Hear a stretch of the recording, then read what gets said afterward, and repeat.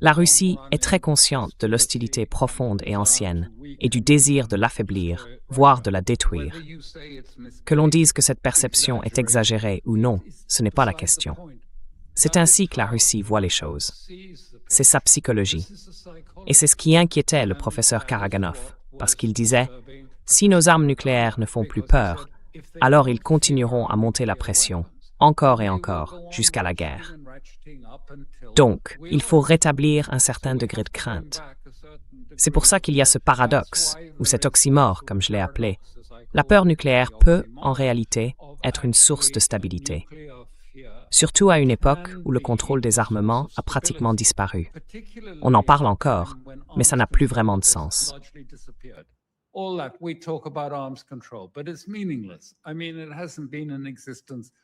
Je veux dire, ça n'existe plus depuis longtemps, tout simplement parce que ça n'arrangeait pas les États-Unis de poursuivre le contrôle des armements.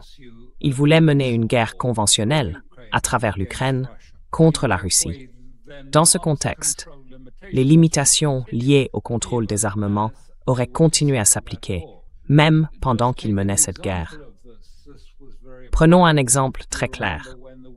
Vous vous souvenez de cette attaque en toile d'araignée contre les avions nucléaires stratégiques russes à l'époque? Eh bien, ces appareils étaient là à cause du traité SALT. Ce traité impose que les bombardiers stratégiques soient stationnés à découvert pour que les satellites américains puissent vérifier qu'ils sont toujours là et que rien n'a changé.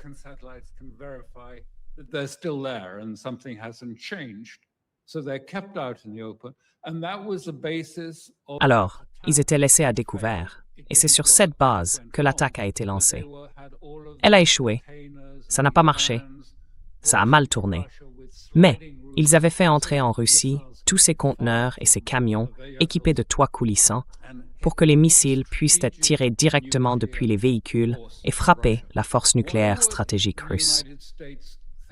Pourquoi les États-Unis ont-ils pensé que c'était une bonne idée? Parce qu'évidemment, ça ne se serait pas produit sans leur soutien.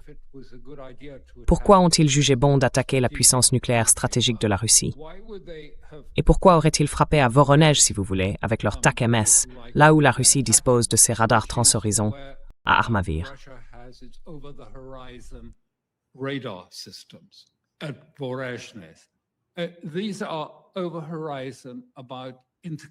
Ce sont des radars dits au-delà de l'horizon, conçus pour la guerre intercontinentale. Ils n'ont absolument rien à voir avec l'Ukraine.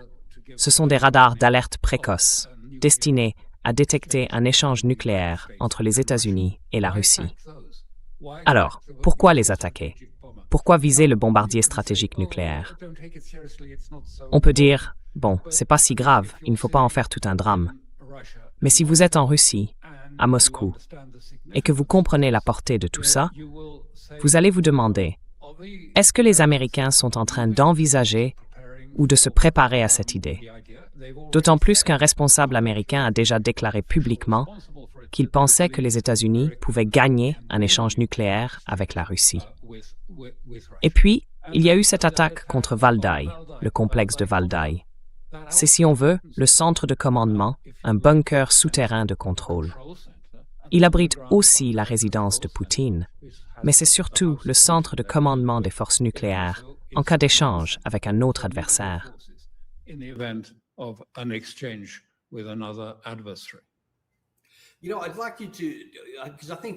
Vous savez, j'aimerais que vous reveniez là-dessus, parce que vous avez dit quelque chose tout à l'heure que je trouve vraiment essentiel à comprendre. On se dit que la Russie ne ferait jamais ça, parce qu'il y a l'article 5, 32 pays de l'OTAN contre une seule Russie. Ils ne survivraient jamais à ça, donc ils ne le feront jamais. Alors on se dit qu'on peut agir de cette façon. Mais j'aimerais que vous nous aidiez à comprendre la mentalité russe, telle que l'a décrite le professeur Karaganov, que vous avez mentionné ici. Parce qu'il a dit quelque chose de très intéressant, que j'ai trouvé fascinant dans votre article. C'est ce que vous avez cité de ce qu'il a écrit.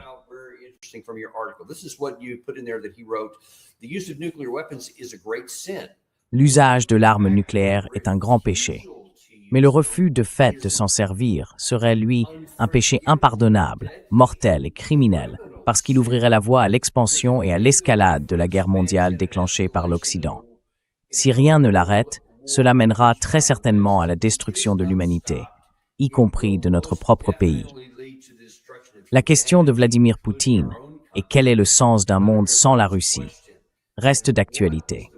Alors, quand il dit que l'usage de l'arme nucléaire est un péché, mais que ne pas s'en servir serait un péché encore plus grand, dans quelle mesure, selon vous, cela influence-t-il la pensée de Poutine? Et à quel point cette idée est-elle répandue en Russie?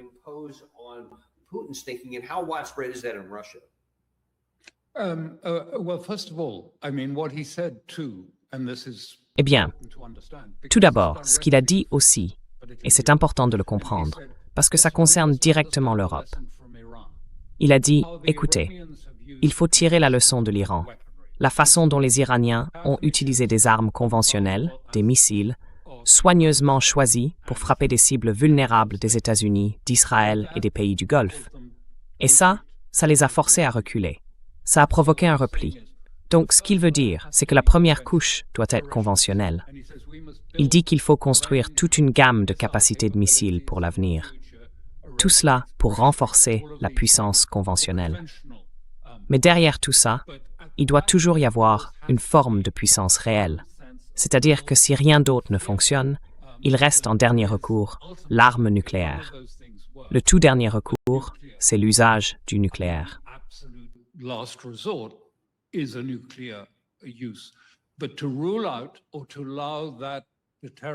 Mais écarter cette dissuasion ou la laisser s'affaiblir, tomber en désuétude, c'est dangereux. Et je pense aussi, en réalité, que c'est dans l'intérêt de l'Europe que la Russie garde une capacité de dissuasion. Parce que sinon, petit à petit, pas à pas, on risque de se retrouver dans une grande guerre avec la Russie, à cause de ces petites étapes que l'Europe franchit à chaque fois. Vous savez, d'abord, c'était les drones. Ensuite, les avions d'attaque. Ils voulaient utiliser des missiles Tomahawk. Maintenant, ils utilisent des drones de grande taille, fabriqués en Grande-Bretagne, en France. Les drones eux-mêmes sont assemblés en Ukraine, mais conçus en Grande-Bretagne. Ce sont donc, si vous voulez, des drones britanniques. Qui est derrière ce plan? Et c'est pour ça que je dis qu'il faut revenir aux décideurs. Qui est derrière ce projet d'escalade, d'utiliser les pays baltes et la Finlande?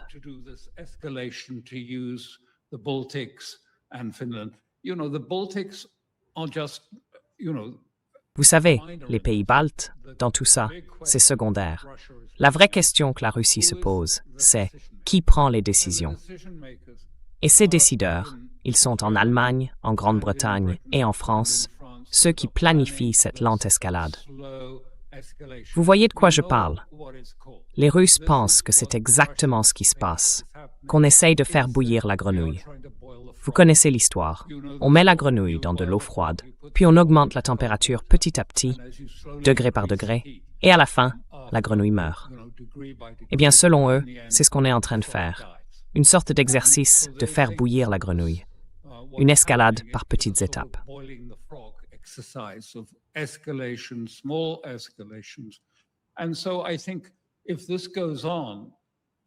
Donc je pense que si ça continue, c'est juste mon avis personnel, mais si ça continue, il y aura une réaction contre ceux qui prennent ces décisions. Je veux dire, on le sait très bien, c'est pas une surprise, ils l'ont déjà dit. Et on ne sait pas exactement, enfin je ne sais pas d'où les missiles ont été lancés. Mais Naryshkin a déclaré qu'en réalité, les Ukrainiens se trouvent en Lettonie, avec ces drones. Je n'en sais rien. Naryshkin est le chef des services de renseignement, donc il a sans doute de bonnes informations. Mais, même si ce n'est pas le cas, ce n'est pas tellement ce qui se passe dans les pays baltes qui compte.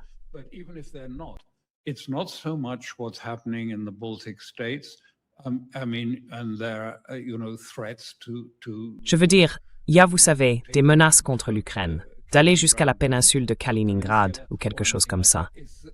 Ils doivent, selon leur point de vue, envoyer un message clair et douloureux aux décideurs. Et ces décideurs, pour la plupart, sont en Europe. C'est une dynamique européenne, ce mouvement vers la guerre avec la Russie. Mais, comme on l'a déjà entendu à propos de la guerre contre l'Iran, la vraie question, c'est pourquoi ce serait dans l'intérêt de l'Europe d'entrer en guerre contre la Russie? Dans quel but? En quoi ce serait dans son intérêt? Eh bien, ça fait longtemps que c'est perçu comme tel.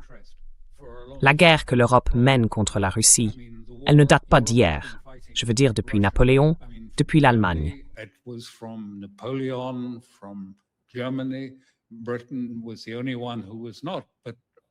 La Grande-Bretagne était la seule à ne pas l'être.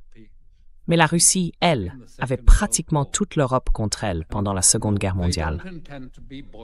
Et vous savez, ils n'ont pas l'intention de se laisser piéger. Alors ils cherchent des moyens conventionnels, un peu comme l'ont fait les Iraniens, pour envoyer un message très clair, dans ce cas un message adressé à Washington, disant « Écoutez, reculez, parce que sinon, nous allons intensifier la situation et ce sera extrêmement dommageable pour nos économies, pour vos économies et pour l'économie mondiale. Et si vous n'entendez pas ce message, alors reculez, retirez-vous de cette opération en Iran et reculez aussi de cette tentative d'escalade progressive vers quelque chose de bien plus grave à travers l'Europe. »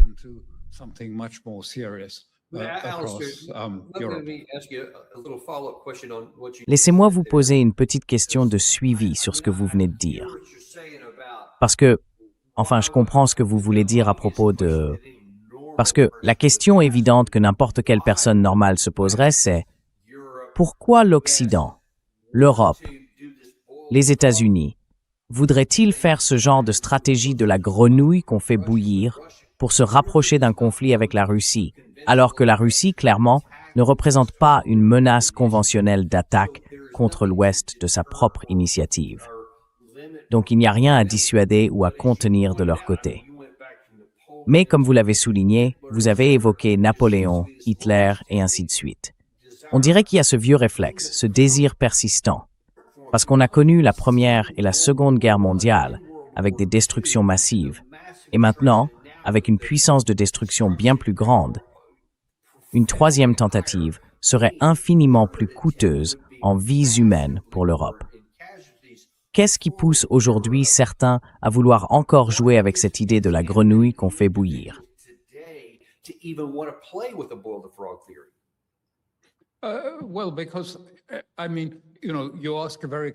Eh bien, parce que, enfin, vous savez, votre question est très complexe.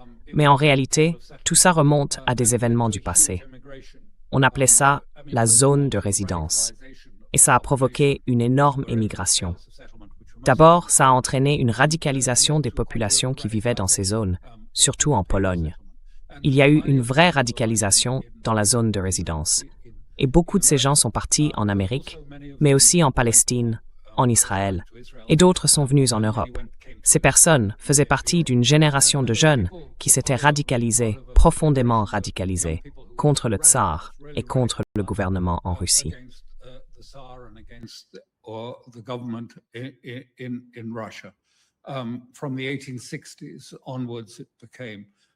À partir des années 1860, vous savez, la jeune génération s'est rebellée contre ses parents, en gros.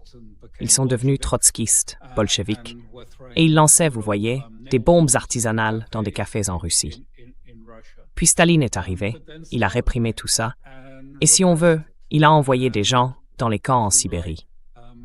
Il y a donc une immense colère, un profond ressentiment à cause de ce qu'ils appellent les pogroms, et des pogroms d'avant.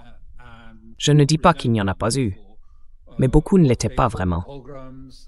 Vous savez, les pogroms qui ont eu lieu, ou qui ont fini par avoir lieu en Ukraine, beaucoup ont en réalité été commis par des Grecs, qui supportaient mal la concurrence et les tensions dans ces régions.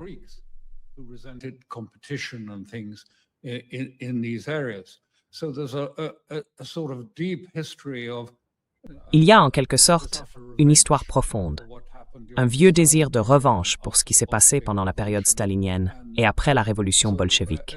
C'est quelque chose de très ancien. Et vous savez, l'Europe a financé la révolution bolchevique. Les banques européennes l'ont financée. Elles ont aussi financé la guerre contre la Russie, la guerre avec le Japon qui a vaincu la Russie. Elles ont financé, si l'on veut, la guerre ukrainienne contre la Russie. Et au fond, tout cela reste très présent dans l'esprit de nombreux Russes. Ils le voient, ils le comprennent. Ce n'est pas forcément notre manière de voir le monde, et on se demande, est-ce réel? Est-ce quelque chose qu'on doit vraiment prendre au sérieux?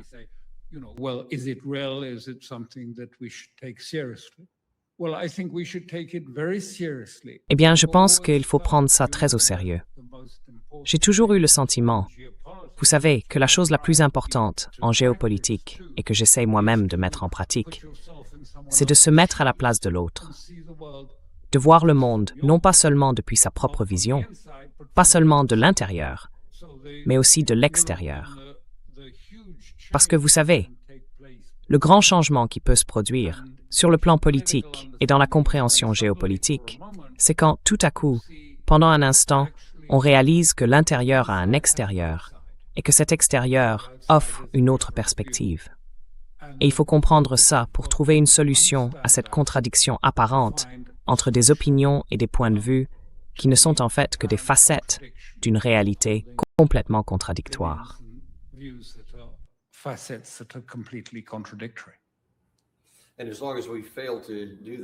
Et tant qu'on n'y arrivera pas, eh bien, on aura toutes sortes de problèmes. Parce que nous vivons dans cette réalité, je ne sais pas si c'est pareil en Europe, mais aux États-Unis en tout cas, on vit dans un monde où on se programme selon ce qu'on pense être l'autre camp. Et ensuite, on met ces lunettes-là et on ne voit même plus ce qui se passe vraiment. Et ça a des conséquences assez graves.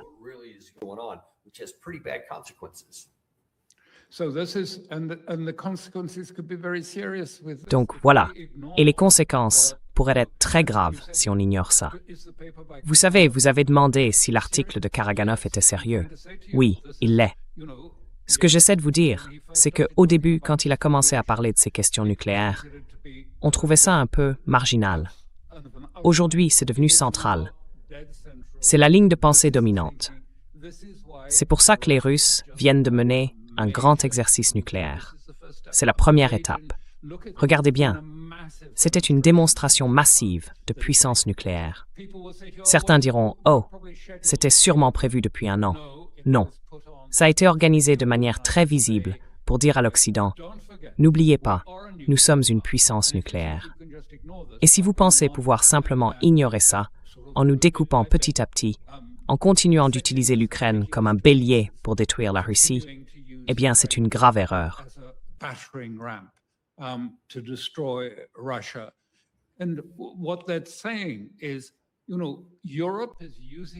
Ce que ça veut dire, en fait, c'est que l'Europe se sert de l'Ukraine pour empêcher un accord. C'était tellement évident à cette période, quand Witkoff et Kushner faisaient des allers-retours. À chaque fois les Européens convoquaient une réunion, ils faisaient venir Zelensky et disaient « Non, non, non, non, non, on ne peut pas accepter ça. Pas du tout. Il faut que ça continue. Il ne peut rien y avoir d'autre. Pas de règlement, seulement un cessez-le-feu unilatéral. » C'est la seule chose qu'ils jugeaient acceptable. Et ça n'a rien résolu. Le problème de fond concernant l'Ukraine reste le même. C'est la sécurité de la Russie. Elle a besoin de savoir où s'arrête l'OTAN, si on peut dire. Quelle est la limite? Jusqu'où s'étend l'OTAN? Et de l'autre côté, c'est la Russie, la frontière asiatique de la Chine.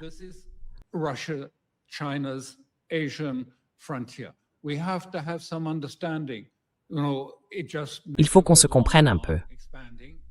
Vous savez, l'OTAN continue sans arrêt, elle s'étend, elle change de position. Et les Russes disent, en gros, il faut qu'on tienne bon, qu'on ait une discussion sérieuse. Le dernier point de Karaganov, en fait, est très simple. Il faut qu'on en parle.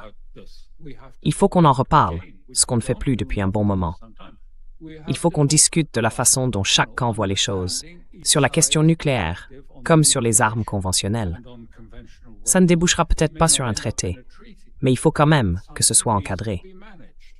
Il faut quelqu'un, peut-être même une personne qui ait du poids, une vraie légitimité dans leur société, qui puisse venir dire « voilà comment on doit se comprendre ». Essayons d'avoir une forme d'entente.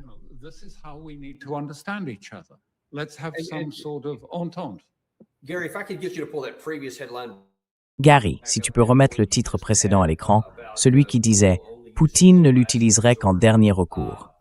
Je pense que c'est plus important qu'il n'y paraît à première vue. J'aimerais avoir ton avis là-dessus. Je sais qu'on arrive presque à la fin de l'émission, mais regardons bien ce que dit ce titre, vu avec des yeux occidentaux. Poutine déclare que l'usage de l'arme nucléaire serait un dernier recours. Alors quand on entend ça, on se dit, bon, à moins qu'on les attaque les premiers, ils ne vont pas utiliser l'arme nucléaire. Donc pas de quoi s'inquiéter, ce genre de raisonnement. Mais tout dépend de ce qu'on entend par dernier recours. Tu disais tout à l'heure qu'il faut se mettre à la place de l'autre camp, penser comme eux. Nous, on pense comme nous. Voici Karaganov. Moi, je perçois, et dis-moi si tu penses que je me trompe, qu'il place cette notion de dernier recours dans un tout autre contexte. Le voici avec Glenn Deason.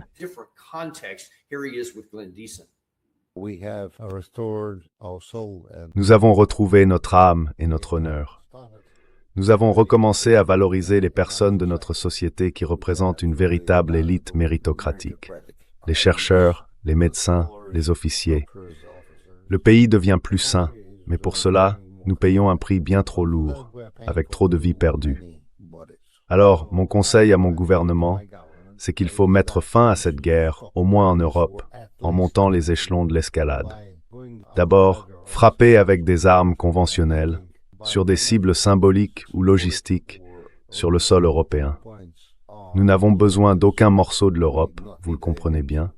Et ensuite, s'ils ne cèdent pas, il faudrait poursuivre avec des frappes nucléaires, relativement limitées, tout en proposant bien sûr une forme d'ultimatum.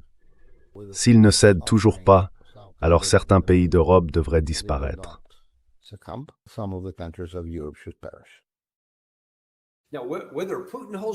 Alors, est-ce que Poutine pense vraiment ça ou pas? Je n'en sais rien. Mais quand il parle de dernier recours, ça veut dire qu'ils vont utiliser des armes conventionnelles sur ces cibles, à cause de tout ce qui s'est passé ces 4 dernières années et plus. Donc quand il dit « dernier recours », ça semble différent de ce que les Américains ont en tête. Vous, comment vous comprenez ce contexte?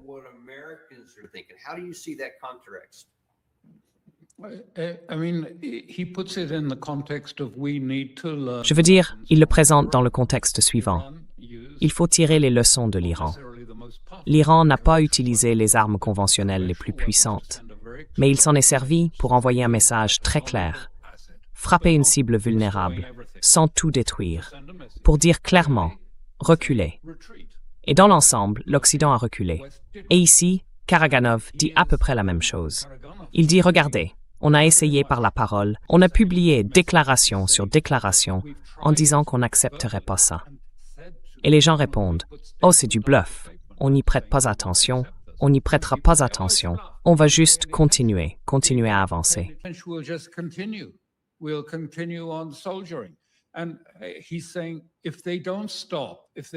Et il dit que si on ne s'arrête pas, si on ne comprend pas qu'il y a des limites, qu'il y a des frontières qu'on ne peut pas franchir, et que si on les franchit, d'abord, il y aura une réponse claire, avec une arme conventionnelle. Si ça continue et qu'on n'en tient toujours pas compte, alors il se peut qu'on utilise une arme tactique pour rappeler que, en dernier recours, nous sommes une puissance nucléaire. Je ne cherche pas à défendre la position russe. Je précise bien que je parle du point de vue européen, parce que selon moi, l'Europe n'a aucun intérêt à s'engager dans cette voie. Elle devrait plutôt chercher à définir clairement où se situent les limites de la sécurité. Où sont les limites de l'action de l'OTAN?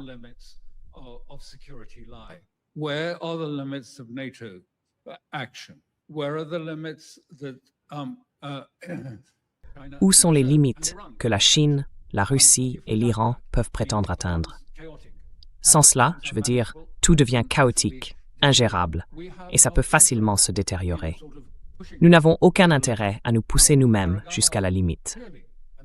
Alors, Karaganov, clairement, et je le dis, j'en ai parlé avec lui, il crée une atmosphère psychologique, mais une atmosphère bien réelle.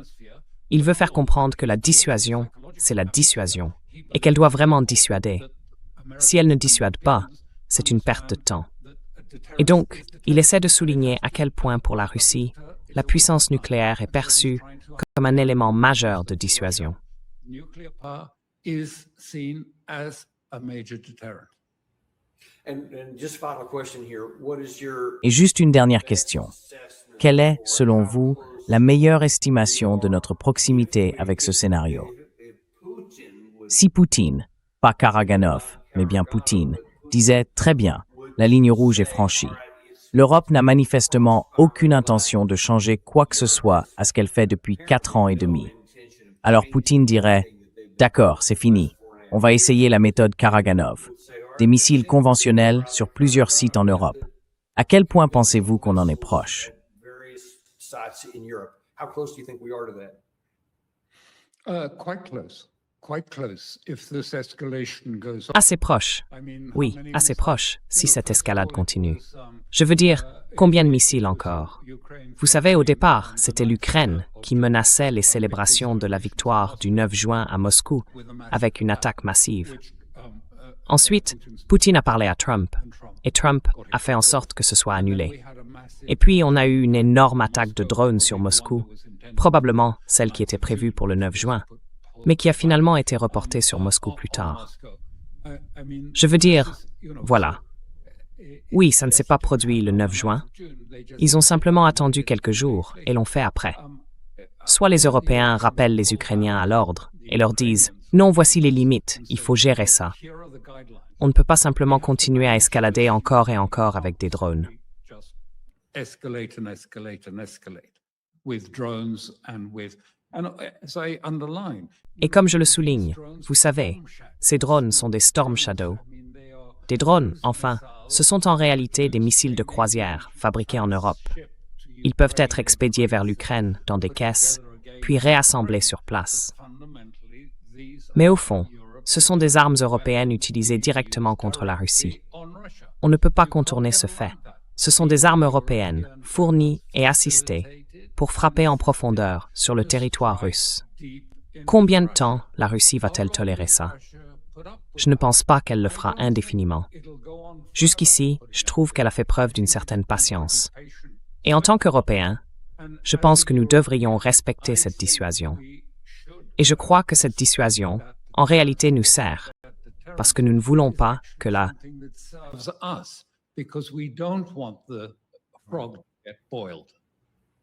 Probablement bouillie. Oui, tout à fait. On ne pourrait pas mieux dire. Merci beaucoup d'être venu aujourd'hui, Alastair, et d'avoir vraiment expliqué tout ça avec franchise.